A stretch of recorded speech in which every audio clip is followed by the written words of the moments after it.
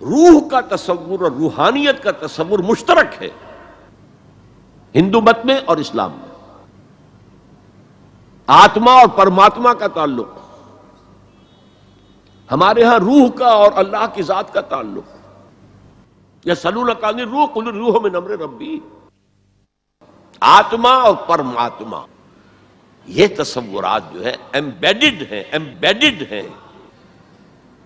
آپ اگر وہ جملہ سنیں، میں نے پہلے بھی سنایا ہے اپنشد کا، جو بالکل معلوم ہوتا ہے اس آیت کی ترجمانی ہے.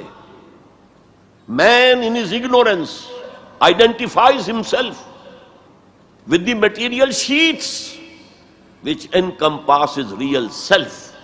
اس کی اصل خودی، اصل انا تو اندر کی ایک حقیقت ہے، اس کے گرد یہ گوشت پوشت کا کور چڑھا دیا گیا ہے. انسان اس کو سمجھتا ہے یہ میں ہوں، یہ میں نہیں ہوں. میں تو وہ خودی ہوں، وہ انا ہوں، وہ ایگو ہوں، وہ آتما ہوں جو اس شریر کے اندر ہے. یہ تصور جس قدر اسٹرانگ ہے ہندو مت کے اندر، انہیرنٹ ہے اسلام میں بھی، اور آج کی دنیا اسی کے خلاف تو جا رہی ہے. The world is world of matter only, what is beyond matter we don't care. Because وہ ہماری جو ہے حواس خمسہ کی گرفت میں آتا ہی نہیں. ہم اس کو کیسے اسٹڈی کریں؟ ہم تو چیزوں کو دیکھتے ہیں، سنتے ہیں، چکھتے ہیں، چھوتے ہیں، سونگھتے ہیں، نتیجے نکالتے ہیں. تو یہ دنیا ورلڈ آف میٹر تو جو ہے ہمارا میدان ہے انکوائری کا، تفتیش کا، تحقیق کا. لیکن یہ کہ وہ ماورائے مادہ، ماوراء طبیعت، میٹا فزکس، اس سے ہمیں کوئی دلچسپی نہیں ہے. خدا یا نہیں ہے، ہوگا. یہ کائنات تو ہے نا. روح کوئی ہے یا نہیں ہے کس نے دیکھی؟ جسم تو ہے نا. آخرت کوئی ہے یا نہیں ہے؟ یہ دنیا تو ہے نا. تو جو ہے، جو واقعہ ہے، جو ریئلزم اسی کا نام ہے، جو ریئل ہے اس پر اپنی توجہ محدود رکھو. جو مذہب کے ایسنس کے خلاف ہے، اس مذہب میں ہندو مت اور اسلام مشترک. وہ ایسنس آف مذہب روح اور روحانیت. نمبر 2، ہندو اسکرپچرز کا اگر مطالعہ کیا جائے ان کی اصل زبان میں، اور سملیرٹیز جو ہیں اسلام میں اور ہندوازم میں ان کو واضح کیا جائے دلائل کے ساتھ، حوالوں کے ساتھ، اور ان کو ہائی لائٹ کیا جائے. اختلافات اگر ہیں وہ بھی ہیں، لیکن سملیرٹیز کیا کیا ہیں. یہ کام میرے علم میں آیا تھا کچھ عرصے سے، مولانا محمد منظور نعمانی جو لکھنؤ والے ہیں ان کے صاحبزادے کر رہے ہیں، اور مجھے خوشی ہوئی تھی. اب جو کچھ کیا ہے ذاکر نائک صاحب نے، وہ اتفاقی ہے کہ میں ٹیلی ویژن کھولا ہوا تھا، اس میں ان کا پروگرام آیا، میں نے پورا دیکھا ہے. وہ سملیرٹیز بٹوین ہندوازم اینڈ اسلام.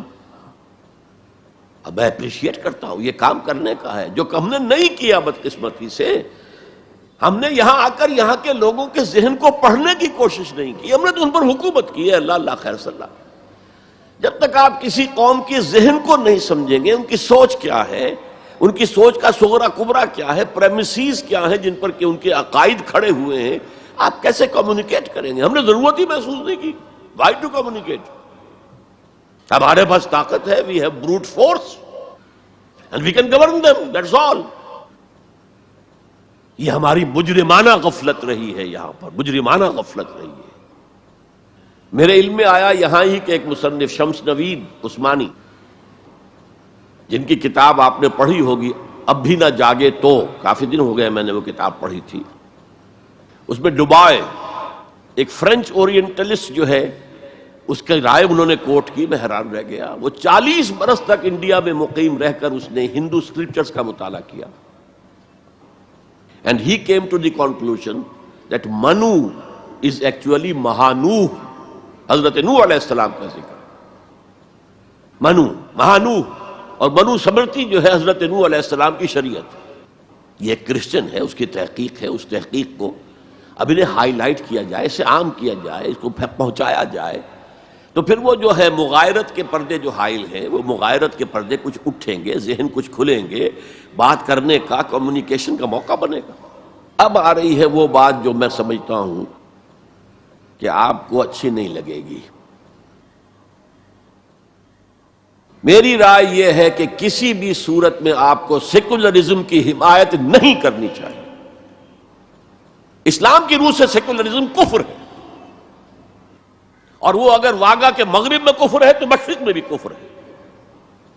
آپ اس کی پروٹیکشن لینا چاہتے ہیں، اس کی امبریلا کے تحت آنا چاہتے ہیں، یہ آپ کی قومی جو ہے فرار، ورنہ سیکولرزم کس شے کا نام ہے؟ کیا اسلام کسی درجے میں کمپیٹیبل ہے اس کے ساتھ؟ سیکولرزم کا مطلب یہ ہے کہ آپ ایک سرکل بنا لیں، اس سرکل کے اندر ہے پولیٹیکو سوشو اکنامک سسٹم، یہ تو ہوگا، کسی بھی مذہب سے کوئی تعلق نہیں اس کا۔ عوامی حاکمیت جو بدترین شرک ہے، اس کی بنیاد پر جو پارلیمنٹ آئے، جو کوئی مجلس ملی آئے، جو کوئی کانگریس آئے، وہ جو ہے قانون بنائے، ہومو سیکشولیٹی کو جائز قرار دے، اسے اجازت ہے، ہومو سیکشول میرجز کو رجسٹر کروائے، ٹھیک ہے، it has no reference to any religion whatsoever. ہاں، اس سرکل کے پیری فری پر چھوٹے چھوٹے سرکلز بنا دیجئے، یہ ہندو مت ہے، یہ اسلام ہے، یہ سکھ مت ہے، یہ بدھ مت ہے، یہ فلاں ہے، یہ کرسچینٹی ہے، یہ جوڈائزم ہے، یہ ہے تاؤزم ہے، یہ رہیں گے پیری فری پر۔ یہ انفرادی معاملہ ہے زندگی کا، اور اس میں آزادی ہے ہر ایک کو،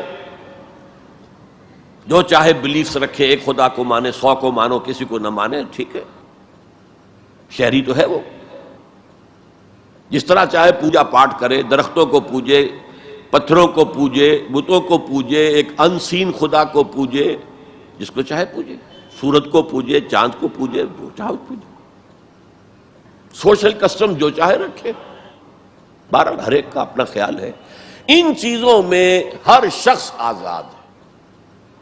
لیکن یہ political system, the criminal law, جو بھی ہے، پھر اکنامک سسٹم، سود، سیوا، سب جائز ہیں، کسی مذہب کے حرام قرار دینے سے ان کو نہیں روکا جائے گا، کسی آسمانی ہدایت کو دلیل کے طور پہ تسلیم نہیں کیا جائے گا، چاہے وہ تورات ہو، چاہے قرآن ہو، چاہے کوئی اور آسمانی کتاب ہو، ہندوؤں کی کتابیں ہوں، وہ تسلیم نہیں کی جائیں گی۔ This is not compatible with Islam. How can the Muslims accept it? مجھے حیرت ہوتی ہے۔ میری یہ بات میں جانتا ہوں یہاں کسی کی سمجھ میں نہیں آئے گی، لیکن یہ کہ بہرحال جیسا کہ میں نے شروع میں کہا تھا، اگرچہ قول تو وہ فرعون کا ہے، لیکن قرآن میں نقل ہوا، قرآن کی آیت ہے، ما اریکم الا ما ارا، میں آپ کو وہی کچھ دکھا سکتا ہوں جو میں خود دیکھتا ہوں، ورنہ میں سنسیئر نہیں ہوں، neither to myself nor to you. I have to be honest. Number 4، قومیت سے بالا تر ہو کر اسلام کی دعوت دی جائے، دو چیزیں گڑبڑ نہ کی جائیں، قوم کی خدمت ہے، قوم کے لیے تعلیمی ادارے بنائے جائیں، قوم کے لیے یہ کیا جائے، کوئی حرج نہیں، قوم کی خدمت کرنا بری بات نہیں ہے۔ ایک مسلمان قوم کو فرعون کی غلامی سے نجات دلانے کے لیے اللہ نے حضرت موسیٰ جیسے پیغمبر کو بھیجا، یہ قومیت سے بالا تر ہونی چاہیے، گڑبڑ نہ کرے، ایک ہی جماعت یہ دونوں کام نہ کرے، ورنہ سمجھا جائے گا کہ یہ بھی اصل میں اپنی قومی بالا تری اور بالا دستی کے لیے کام کر رہے ہیں۔ اپنی پرائرٹیز فکس کر لے، اگر اسلام کے لیے کام کرنا ہے تو قومی سطح سے بالا تر ہو جائے، اور اصولی سطح پر اسلام کی دعوت دیں، اور اسلام کے system of political justice, social justice, economic justice کو نمایاں کریں۔ خليل بالقرآن هو إمامنا على هداية الله آمتنا، كلام ربنا هدايتنا، عطاء جبريل على رسولنا.